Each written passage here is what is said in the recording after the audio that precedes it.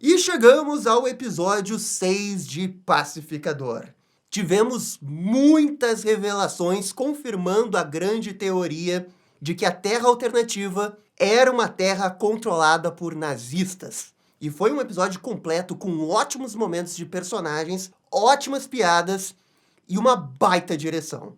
E pessoal, que episódio foi esse? O James Gunn prometeu. Ele disse que o episódio 6, 7 e 8 seriam de explodir cabeças, que seriam os melhores episódios da temporada, que ele estava segurando tudo por um motivo. Ele não mostrou o episódio para ninguém, nem mesmo para a imprensa, porque ele tinha convicção que valia a pena fazer a galera esperar. E ele estava certo, ele entregou o melhor episódio da temporada até agora. Aqui no canal a gente já estava especulando desde o episódio 3 da possibilidade dessa terra aí ser uma terra só com nazistas. E nesse episódio o James Gunn confirmou. A teoria em si, eu acho que já estava todo mundo meio esperando que isso fosse se confirmar. Agora, o que ninguém estava esperando era que o James Gunn iria revelar do jeito que foi, porque foi 10 de 10 o jeito que eles revelaram. Então, no vídeo de hoje, vamos analisar por completo esse episódio 6, ver a questão dos arcos dos personagens e as referências, porque tem coisas importantes acontecendo não só para a série do Pacificador,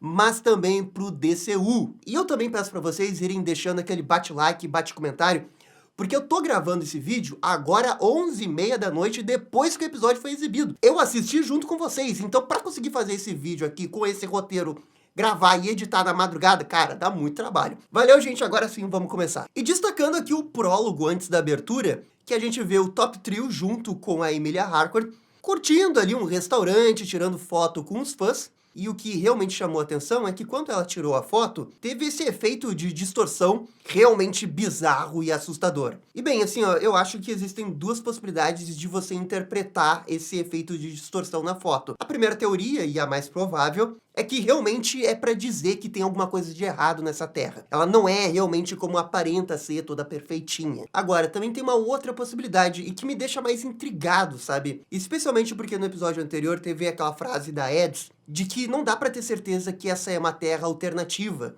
E que, sei lá, talvez seja um sonho, talvez as pessoas estejam manipulando o sonho da pessoa. Talvez seja uma forma de dizer isso, mas eu acho ainda que era só um efeito ali de distorção para ser meio bizarro, para você ficar atento que, ó, essa Terra tem uma coisa errada. Mas vamos ver aí nos próximos episódios se essa Terra realmente é uma Terra e não uma ilusão, uma alucinação, um grande sonho das pessoas que atravessaram a porta. Depois da abertura, acompanhamos Harcourt e companhia chegando na casa do vigilante para abrir o portal.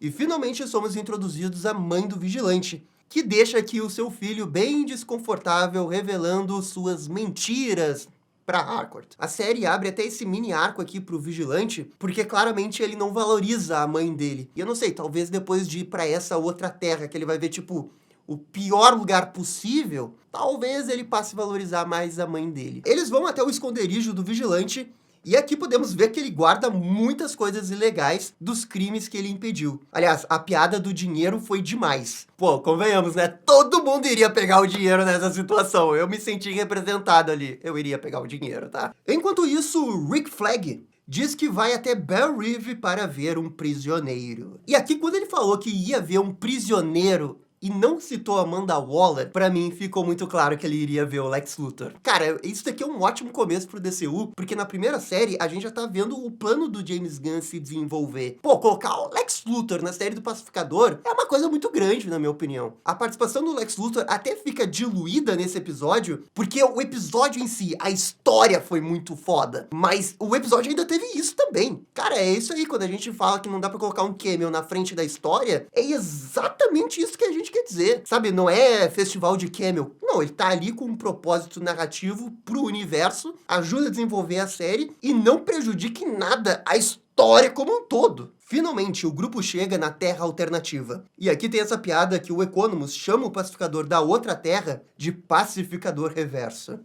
Entenderam? Entenderam? Pro Economus fazer esse tipo de piada é porque talvez ele conheça o Flash Reverso. Será que o Flash Reverso nesse universo já foi introduzido, já apareceu? Pô, isso gera muitas teorias. Todos estranham esse novo lugar e quase são pegos pelo Keith, mas Harcourt consegue despistá-lo, pedindo para levá-la até a Argos. Depois, o grupo que fica na casa discute sobre qual seria o plano de ataque, especialmente o Vigilante, que quer se dividir para poder encontrar o seu outro eu.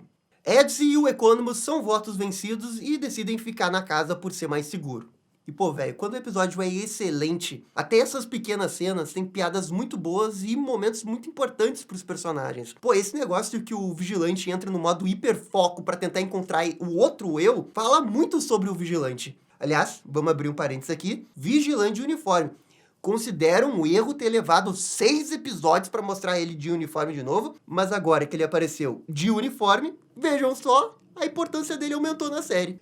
Quanto ao Chris, ele estava curtindo a vida com a Harcourt reversa. E o coitado não suspeita de absolutamente nada de errado nesse mundo. E isso contrasta bem com a Harcourt, porque já no carro ela percebe que tem algo de errado. Não só pela conversa dos Beatles, mas porque ela olha pra rua e percebe que só encontra pessoas brancas, mas ela ainda não tem certeza do que tá acontecendo. O Chris realmente foi bem inocente em não perceber isso. O próprio nome do episódio brinca com isso, né? Ignorância é o Chris.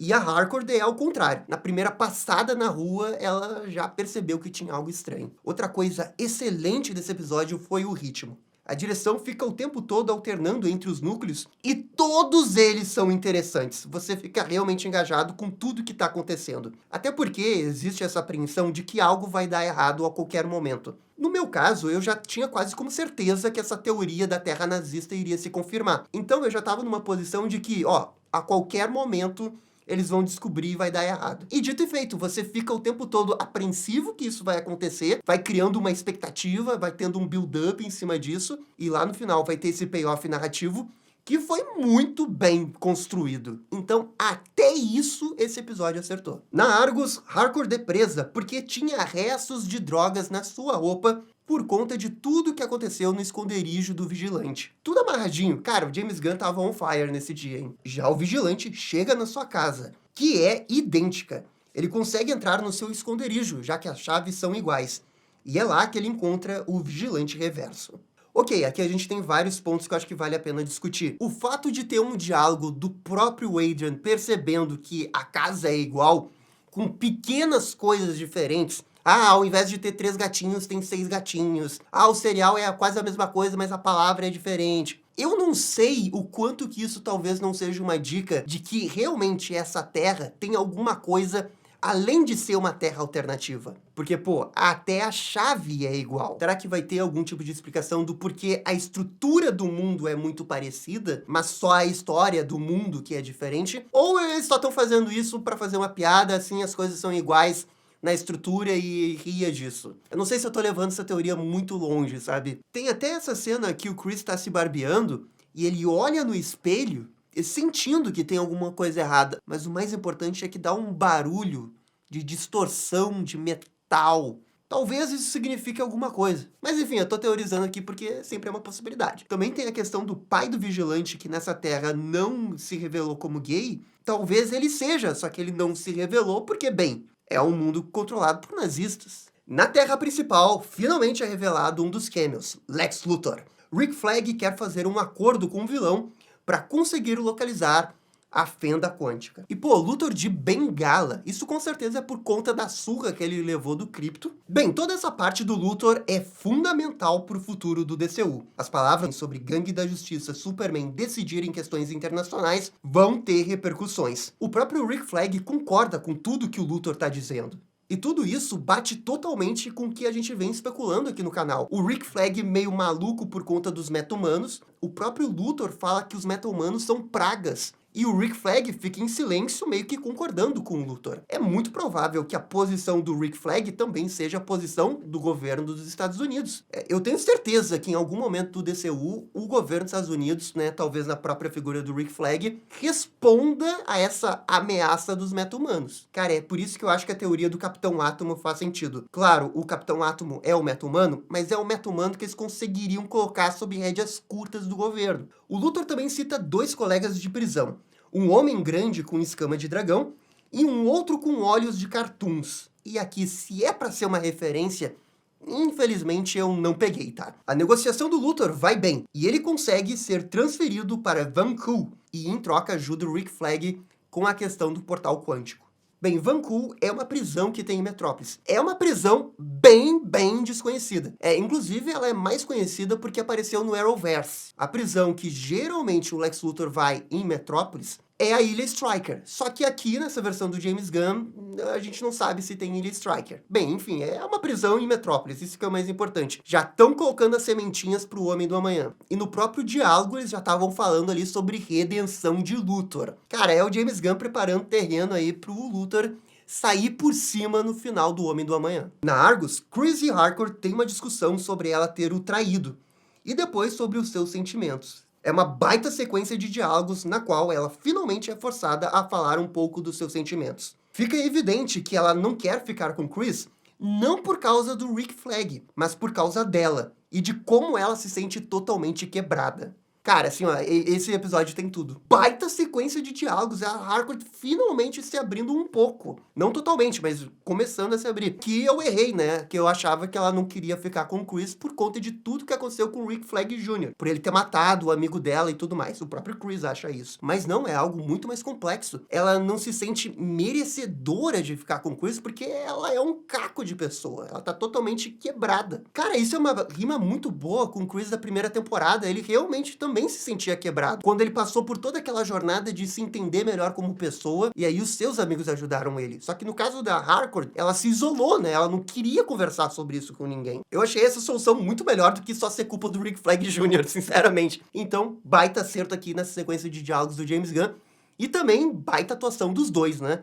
A Jennifer Holland aí mandou bem demais. Quanto ao Vigilante Reverso, ele se prova praticamente igual ao Vigilante da Terra principal. Só que com uma diferença. Ele tá junto com os Filhos da Liberdade. E odeia o Pacificador. E isso daqui também me surpreendeu positivamente. Eu teorizei sobre o Vigilante dessa Terra ser o oposto do Vigilante da Terra principal. Ou seja, um cara que mata sem justificativas. Mas na verdade, pô, esse Vigilante é bem parecido e ele inclusive participa dessa revolução que estão tentando fazer nos Estados Unidos. Os Filhos da Liberdade que a gente viu lá no episódio 3. Na análise do episódio 3, eu comentei aqui que, cara, esses Filhos da Liberdade parece realmente que estão reivindicando alguma coisa realmente justa, que estava acontecendo alguma coisa errada no governo ali dos Estados Unidos. E isso aqui se confirmou. Eu gosto muito deles colocarem esse vigilante como os Filhos da Liberdade, até para poder voltar a esse grupo em algum momento da temporada. E isso mostra o quanto que o episódio 3 foi muito importante. Não dava para só, Filhos da Liberdade, você tinha que mostrar eles ali. Ed se cansa de ficar na casa e decide passear, deixando o Economus sozinho. Já Harcourt Reversa chega na Argus e percebe que tem algo de errado e manda prender a Harcourt da Terra principal. E bem, esse é o momento que o episódio 6 entra no modo God. God Mode pro episódio. Porque assim, ó, papo reto, vira um momento 10 de 10 do episódio. É agora que eles vão revelar a verdade sobre essa Terra. A grande teoria que estava circulando na internet é confirmada. Essa Terra é uma Terra na qual a Alemanha nazista venceu a Segunda Guerra Mundial. Ok, talvez estivesse bem óbvio que esse seria o grande plot twist da temporada. A revelação que é muito foda. O jeito que eles revelam. Então é um pacote muito bom. E se você não percebeu, ou não estava na internet vendo as teorias, cara, é um baita plot twist também. Porque esconder o segredo nos figurantes que ficam atrás, cara, decisão genial.